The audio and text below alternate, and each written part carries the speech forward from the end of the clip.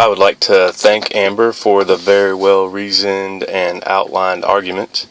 My rebuttal is as follows: that corporate boards do not represent the interest of shareholders, and that the role that you outlined is clear, that they should provide balance to reconcile the priorities between the owners and managers, but many times they are too closely related to the managers and one or two large stakeholders, and they do not properly take the time to understand the needs of their shareholders, the vast majority of them, who may be smaller cap shareholders that are part of mutual funds or other things that aren't properly represented by the large institutional mutual fund.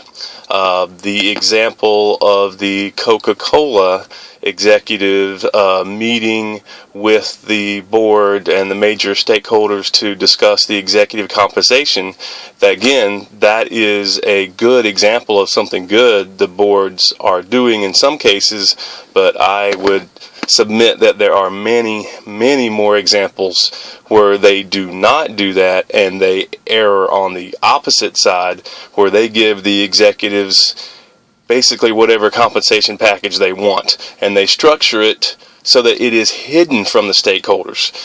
There are many layers to it, and it is very difficult in the reporting that is available to the shareholders to determine exactly what that executive compensation is. The example of the Hewlett-Packard dismissal of Mark Hurd, that is a good example of the board sticking to a moral principle and a moral compass. However, the way that was handled cost those shareholders billions of dollars in lost stock value, and it led to multiple lawsuits. They could have approached that same situation in a much more reasoned method and determined a course of action that still resulted in his dismissal for the right reasons. I think we agree on that.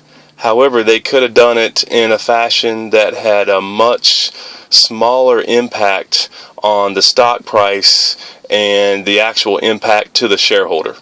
So I believe they had good intentions, but they did not care what went on beyond their initial need to act. So those examples, I think, can be illustrated in both directions, how they were good and bad. It is a difficult position for the board to be in, but by far I believe there is more harm that the boards do than good. Thank you.